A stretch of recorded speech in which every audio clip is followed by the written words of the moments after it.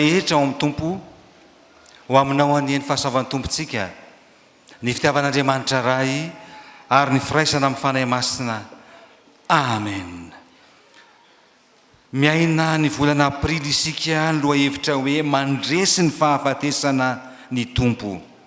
Ary amin'izao alahady izao 3 aprily 2022 dia alahady miavaka loatra amin'ny tantaran'ny FJKM, tantaran'ny SP Varadrano, tantaran'ny fitandriamana Kadikely ary ny tantaran'ny Ray aman-dReny-mpitandrina Ravelon'Antenaina Andrianjafy mivady sy ny ankohonany, satria ho tanterahana androany ny fametrahana azy ireo hitondra izany fitandriamana izany.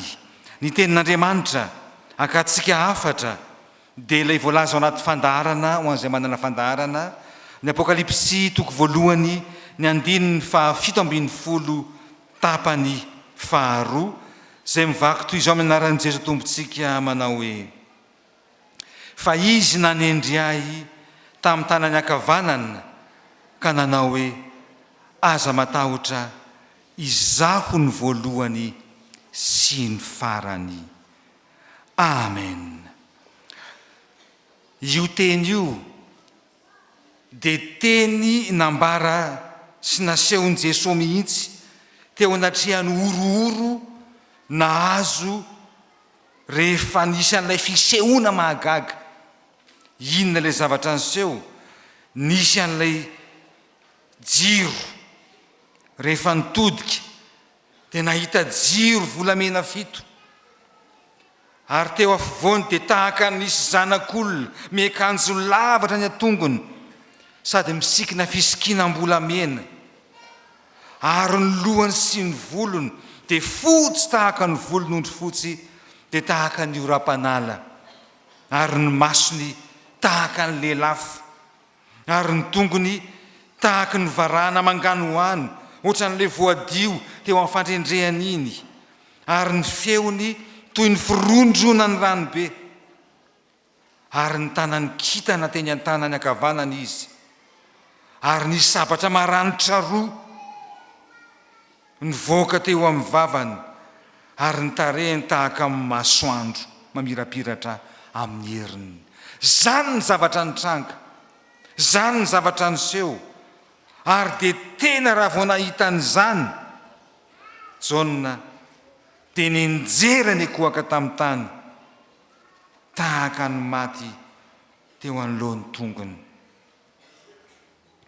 Dia io amin'izay nitoy an'ilay teny ankatsika hafatra manao hoe fa izy nanendry ahy tamin'ny tanany ankavanana ka nanao hoe aza matahotra izaho ny voalohany sy ny farany.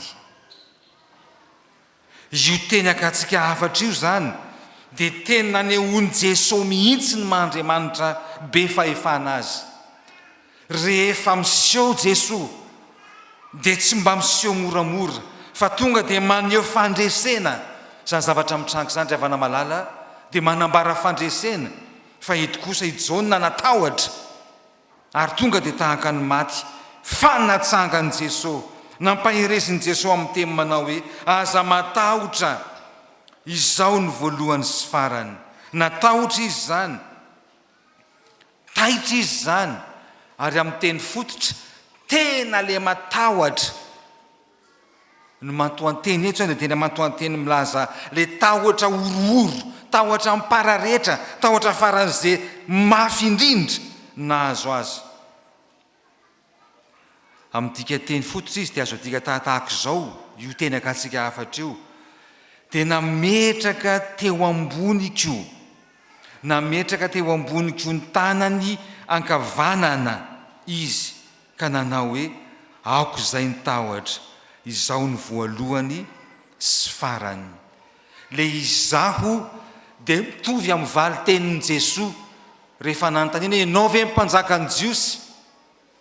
Dia voalazanao izaho no izy. Jesosy irery no Andriamanitra afaka manambara ny tenany, ary Jesosy dia manambara ny tenany tahaka izany rehefa eo anatrehany fandresena izay tia no hita amin'ny fiainany. Eto ry havana malala dia tena fandresena mihitsy no asehon'ny tompo teo anatrehany fahatahorana izay nahazo satria lavo tamin'ny tany ary lavo ny ankohaka tahaka ny maty teo anoloan'ny tongony ary dia izy nanendry ahy mitsangana tahaka izany mihitsy ny nanjoan'ny Saoly rehefa niona tamin'i Jesosy izy tamin'ny lalan'ny Damaskosy ary dia nianjera tamin'ny tany pahina amin'ny masony tsy nahinan-kanina tahaka izany mihitsy nanjoan'i Isaia rehefa natsoan'Andriamanitra izy nahatsiaro tsinotsinona eo anatrehan'ny voninahitr'Andriamanitra tahaka izany mihitsy nahazo an'i Jeremia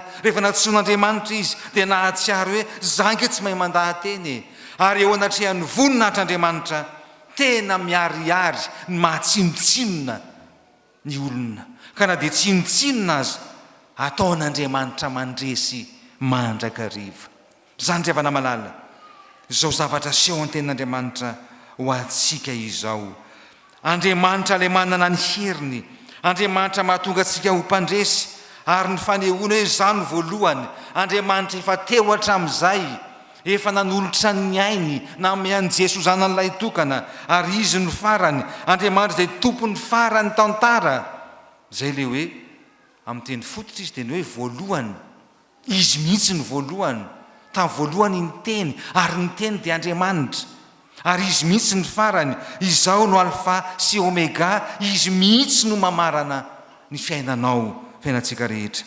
Ry havana malala ao amin'ny tompo, zany teny zany dia manambara indrindra fa ianao mihaino tenin'Andriamanitra io ihany koa. Ninona fieveranao hoe tsinotsinona ianao dia hahatonga anao ho mpandresy Andriamanitra. Ninona everanao hoe tsinotsinona ianao eo anatrehan'ny voninahitr'Andriamanitra, ny maha-Andriamanitra ambony azy dia izy mihitsy no voalohany, izy mihitsy no farany, izy mihitsy no mifehy ny fiainanao, izy no mifehy ny fiainan'ny fiangonana, izy no mamatotra ny fiainan'ny olona, izy no mamefy ny fiainan'ny fiangonana.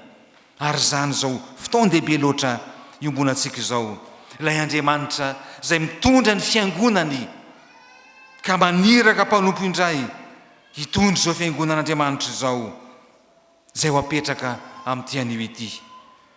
Na ny fiangonan'Andriamanitra isika eto Ankadikely mety hatahotra fa hoy ny tompo aminao amin'izao alahady izao, aza matahotra izaho no izy, na hoe izaho no voalohany sy farany.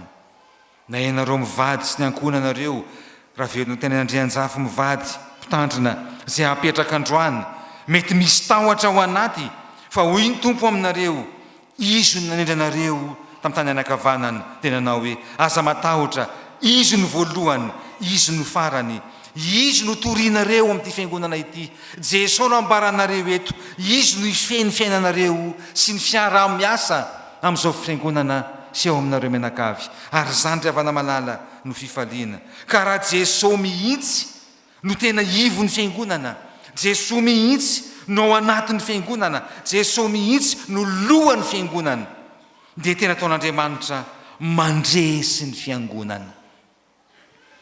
Mety misy endrim-pahafatesana maro ry havana malala, any anatinao any anatiko any anatintsika any. Mety misy endrim-paharerahana maro any amintsika rehetra any. Mety misy endrika fahafatesana maro, fa rehefa Jesosy ny tsapantsika fa izy ny voalohany, izy ny farany, dia tsy matahotra isika ary tonga mpandresy isika amin'ny fiainantsika isan'andro, amin'ny maha-olombelonanao, amin'ny fivelomanao isan'andro, amin'ny asa mandrarahanao, amin'izay fanompona ataonao. Mety misy zavatra tena mahareraka anao tahaka ny fahafatesana mihitsy izay mahazo anao, tsarovy fa mandresy ny fahafatesana ilay Jesosy voalohany sy farany.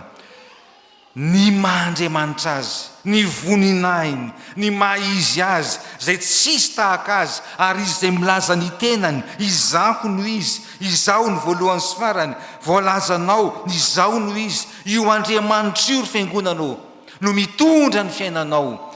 Io Jesosy Kristy zanan'ilay tokana io no mitondra ny fiainan'ny fiangonana. Io Jesosy izay ivavahantsika sy inotsika io no mato izao antsika rehetra, ka mbola ahafahantsika velonaina indray mandihy ny volana aprily isika, volana vaovao indray.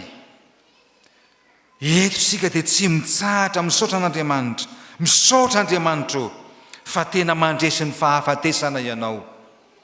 Volana avrily izay mbola fahatsika indray miaina n'izany loha hevitry ny Efijekemizany, ka isaorantsika azy, ka hivoahantsika ho mpandresy, anehoantsika rehetra ho mpandresy, hifalitsika isan'andro fa fiangonana mandresy isika. Isaorantsika azy fa mato izao anao dia ny fitiavan'Andriamanitra anao, ka mbola mahatonga anao ho mpandresy mandrakariva eo amin'ny fiainanao. Tsy voatery toy izao isika ravana malala, raha tsy teo Jesoa izay mitondra ny fiainantsika sy mikarakara antsika. Tsy voatery toy izao isika rehetra raha tsy teo Jesoa izay manjaka ao anatintsika rehetra. Tsy voatery toy izao isika rehetra raha tsy nahatsiaro hoe nanendry atsika tamin'ny tany anakavan'Andriamanitra dia niteny hoe aza matahotra. Manomboka amin'izao alahady izao, na ny fiara-miasa amin'ny ray aman-drem-pitandrina vaovao izay apetraka androany, na ny fanomponao an'Andriamanitra dia tena aza matahotra, fa zany ny tenin'ny Tompo amintsika amin'izao alahady izao. Ka na misy zavatra mampiorooro azy, na misy zavatra mampivarahontsana azy, na misy zavatra mampiaya eo amin'ny fiainanao, an'Andriamanitra ianao, ataon'Andriamanitra mandresy ianao, ho tahian'Andriamanitra ny fiainanao, ary kristianina fiainy fifaliana ianao.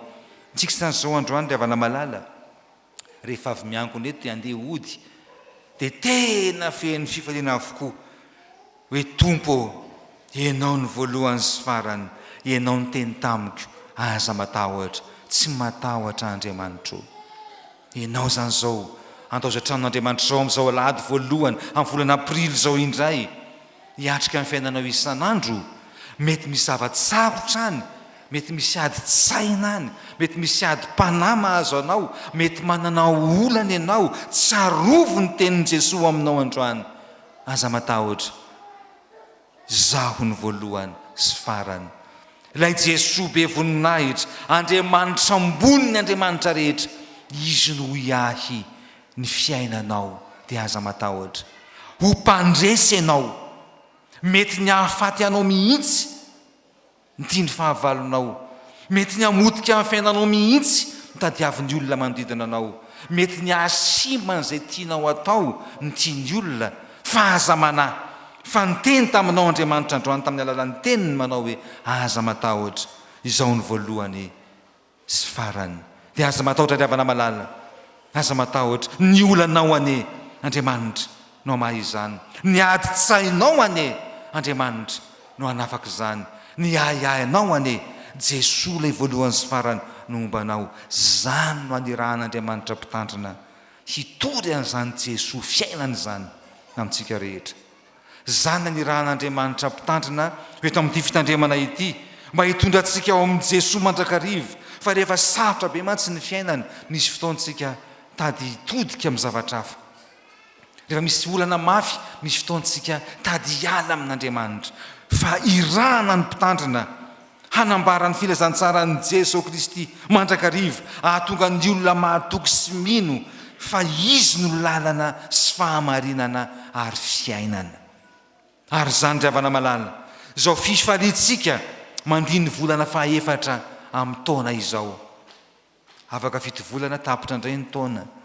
Aza manahy akory fain'Andriamanitra hoe aza ianao, izy mitondra ny fiainanao, ary ny olona rehetra mihaino tenin'Andriamanitra dia manana finoana, manana fifaliana, manana fanantenana, ka tsy atahotra intsony rehefa atao ny tranon'Andriamanitra amin'izao alahady izao. Zany ny fifalitsika amin'ity alahady ity, mametraka ny tanany teo amboninao Andriamanitra, dia miteny aminao hoe aoka izay ny tahotra. Raha nakaty ianao androany, nanana tahotra, nakaty ianao androany, mety manana inge ravana malala, hatramina fiainam-piangonana za mety hoe mba iza ary zany mpitandrina izany, mba tiako hita zany mpitandrina izany. Hatramin'izany ravana malala, mety mitondra ao anatin'ny olona, amin'ny maha-olombelona. Fa hoy ny soratra masina androany, aza matahotra, izao ny voalohany sy farany. hatramin'ny fiainam-panomponao amin'ny fiangonana, anahoana io fiangonana kadikely io, dia ahoana io izao, dia ahoana hoy ny soratra masina aminao, aza matahotra. Izao ny voalohany sy farany. Ianareo mivady sy ny ankohonanareo amin'ny mampitandrina izay mpitandrina olona, tsarao fa olona isika, dia mety misy koa ny ahoana indray sao zany ao akadikely izany, manahoana sao zany, iza daholo ny olonao, manahoana ry hoy ny tompo aminareo androany, aza matahotra. Izy ny voalohany sy farany, ary nikenareo Andriamanitra izy dia aza matahotra. Izy ane ombanareo ahifanareo tsara zao fanompony zao, ianareo mpiara-miasa aminy, bron fitandremana, ianareo dekona sy loholona zay nanao fanekena ho namany zao mpitandriny zao. Dia misy ny hoe manahoana ary za mpitandriny zany, iza ary za mpitandriny zany, dia mety marefy eo afany, izany io ne, ohatr'izao ne, hoy ny soratra masina amintsika, aza matahotra. Zao ny voalohany sy farany. Fiangonana tena miorina ao amin'i Jesosy dia tena tsy hananatahotra amin'ny asan'Andriamanitra. Ianao fiangonana eo amin'ny fiainanao isan'andro, aza matahotra, aza matahotra. Fa manana an' Jesosy isika, ilay mamefy ny fiainantsika, ilay miaro atsika, ary ilay Andriamanitra ambony ny Andriamanitra rehetra. Izay ny afatra riavana malala ho atsika amin'izao alahady miavaka loatra amin'ny tantarany fiangonana izao. Fotoana izay ahafahantsika misaotra an'Andriamanitra ka mahatsiaro fa Andriamanitra mihitsy no manangana atsika amin'ny fahafatesana, fa ny tahotra dia endrim-pahafatesana, ny tahotra dia tena mahafaty. Ary betsaka ny olona maty ny tahotra, fa eto Andriamanitra tena miteny aminao, aoko izay ny tahotra.